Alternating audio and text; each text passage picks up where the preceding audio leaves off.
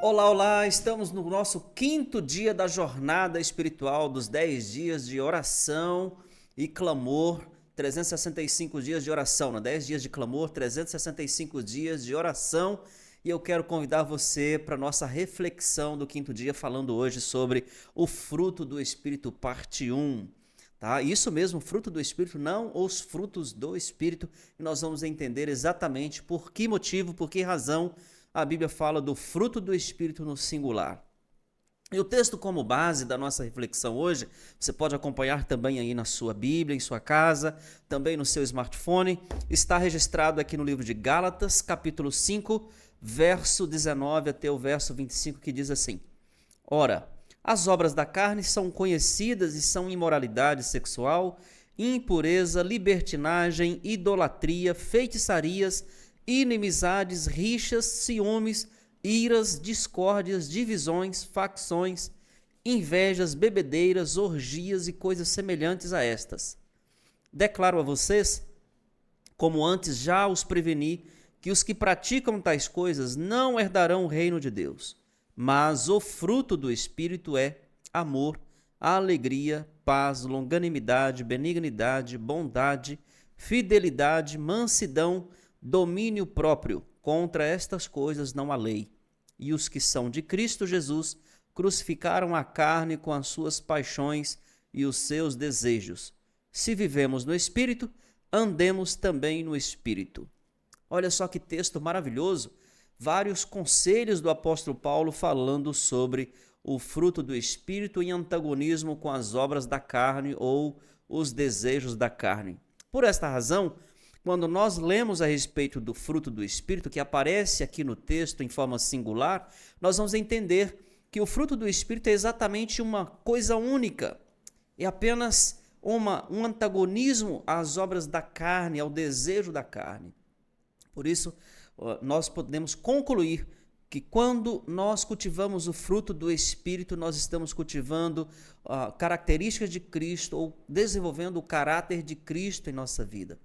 Quando nós crucificamos os desejos da carne e passamos a viver pelo Espírito, seguindo o desejo do Espírito e a vontade do Espírito. Esse é exatamente o fruto do Espírito e por isso ele aparece no singular.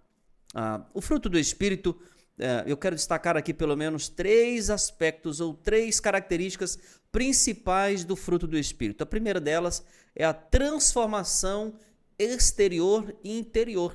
A palavra de Deus diz no livro de João, Evangelho de João, que quem não nascer da água e do Espírito não pode ver o reino de Deus.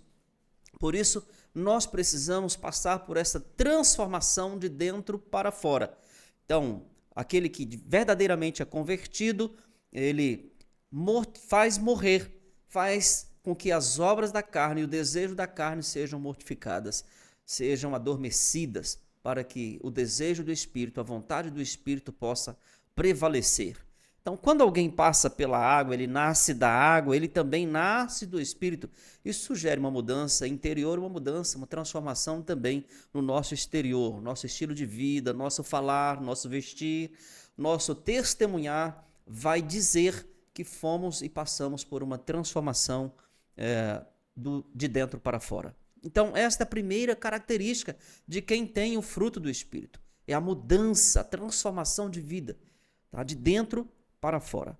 A segunda característica do fruto do Espírito é a presença contínua do Espírito. Então, antes eu vivia seguindo as obras da carne, segundo as paixões do mundo, da carne. Agora eu vivo de acordo com a vontade de Deus. E para permanecer na vontade de Deus, eu preciso ter esta busca contínua do poder que me faz ter forças para vencer o pecado e as tendências pecaminosas. Quando você estuda sobre a graça de Cristo, a graça, ela nos dá poder para resistir ao pecado, ao mesmo tempo, ela tem poder para destruir as obras do pecado e o registro dos pecados cometidos anteriormente.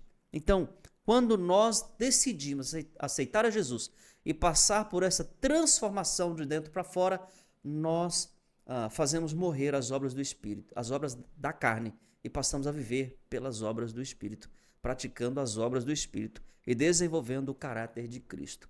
Então, nós precisamos permanecer em Jesus. Por isso, Paulo, ele afirma em Romanos, porque todos os que são guiados pelo Espírito de Deus, esses são filhos de Deus. O mesmo Espírito testifica com o nosso Espírito que somos filhos de Deus. E ele diz, não vos embriagueis com a bebida, mas enchei-vos do Espírito. Esses textos dizem que nós precisamos permanecer cheios do Espírito. E se estivermos cheios do Espírito, vamos produzir o fruto do Espírito. Terceira característica do fruto do Espírito é a unidade. Paulo diz que nós devemos deixar as dissensões, as paixões da carne, tudo que é desejo do coração humano deve ser deixado para trás. E não deve haver entre nós, na comunidade de crentes, dos fiéis filhos de Deus, não deve haver entre nós divisões, dissensões, partidarismos, ciúmes, inveja, cobiça e outras coisas mais.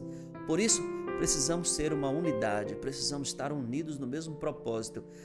O nosso sonho e o sonho de Deus é que a sua igreja seja repleta de pessoas, homens e mulheres cheios do Espírito, para que reine a unidade, a paz, para que haja unidade de propósito, para que todos nós possamos cultivar as obras do Espírito e desenvolver o fruto do Espírito.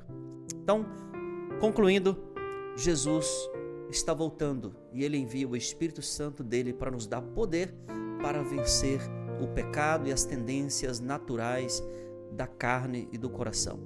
Que Deus abençoe você nessa reflexão, nesse dia tão especial, e que esta meditação, essa reflexão faça diferença na sua vida. Que você tenha o fruto do Espírito. Vamos orar ao nosso Deus e pedir que o fruto do Espírito seja evidente em nossa vida. Pai Celestial, nós te agradecemos por esta reflexão, por esta mensagem. Nós te agradecemos porque o Teu Espírito está à nossa disposição para desenvolver em nós o fruto do Espírito, e que nós tenhamos o caráter de Cristo desenvolvido em nossa vida. Te pedimos a Tua bênção sobre cada um de nós, sobre cada pessoa que está ouvindo, sobre cada pessoa que está lendo a reflexão desse dia. Nós te pedimos em nome de Jesus. Amém.